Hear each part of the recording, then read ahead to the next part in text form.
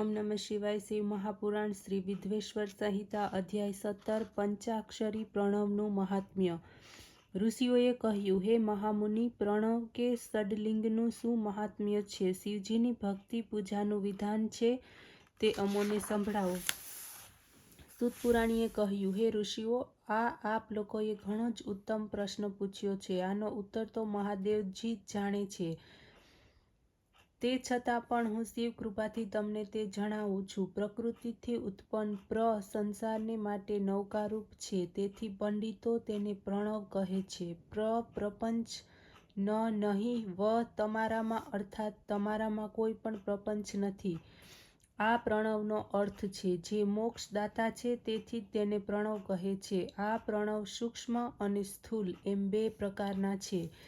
એકાંતમાં તેના જપથી શિવભક્તિ થાય છે। તેના 36 કરોડ જપથી માનવ યોગી બની જાય છે। આ આકાર, ઉકાર, મકાર, બિંદુ અને નાદ સહિત તે શબ્દકાલ કલાથી યુક્ત છે, અર્થાત અ, ઉ, મ આ 3 દીર્ઘ અક્ષરો અને માત્રાઓ સહિત પ્રણવ થાય છે, જે યોગીઓના હૃદયમાં નિવાસ કરે છે। આ શિવશક્તિની એકતા ત્રિતત્વ સ્વરૂપ તથા સમસ્ત પાપોનો નાશ કરે છે। પ્રકૃતિના ઈચ્છુ કે હર્ષવ પ્રણવના જપથી બધા જ પાપો સ્વયં દૂર થઈ જાય છે। નિવૃત્તિ ઈચ્છુ કે દીર્ઘ જપ કરવા જોઈએ। વેદના આદિમાં બંને સમયના સંધ્યા વંદનાના પ્રણવોચ્ચારણ કરવું જોઈએ। પ્રણવના 9 કરોડ જપ માનવને શુદ્ધ બનાવે છે। પછી 9 કરોડ જપ પૃથ્વીના, તેટલા જ તેજના અને તેટલા જ વાયુના ગંધના જપ કરવા।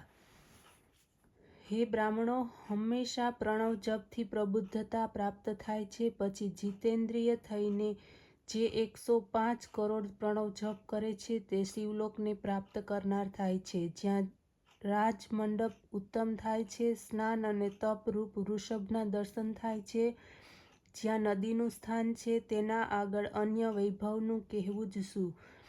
ત્યાં નંદિકેશ્વર બહાર સ્થિત થઈને પંચાક્ષર મંત્રની ઉપાસના કરે છે। મહાત્માઓનું વાક્ય છે કે શિવલોકની જાણકારી શિવની કૃપા વગર થતી નથી। જે બ્રાહ્મણ ગુરુથી શિવ પંચાક્ષર મંત્રનો પ્રાપ્ત કરી તેના 5 લાખ જપ કરે છે, તેના આયુષ્યમાં વધારો થાય છે।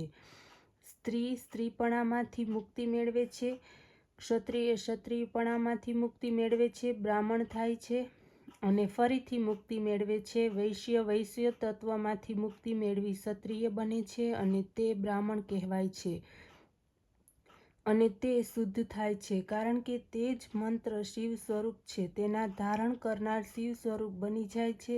જે જેટલા ક્રમપૂર્વક શિવ મંત્રનો જપ કરે છે, તેના દેહમાં તેટલી શાંતિકતા પ્રાપ્ત થાય છે, એમાં સંદેહ નથી। શિવભક્ત સ્ત્રીઓ દેવીરૂપ બની જાય છે। તેઓ જપના પરિણામે તેમના શરીરમાં ભગવતીની સમીપતા પ્રાપ્ત કરે છે।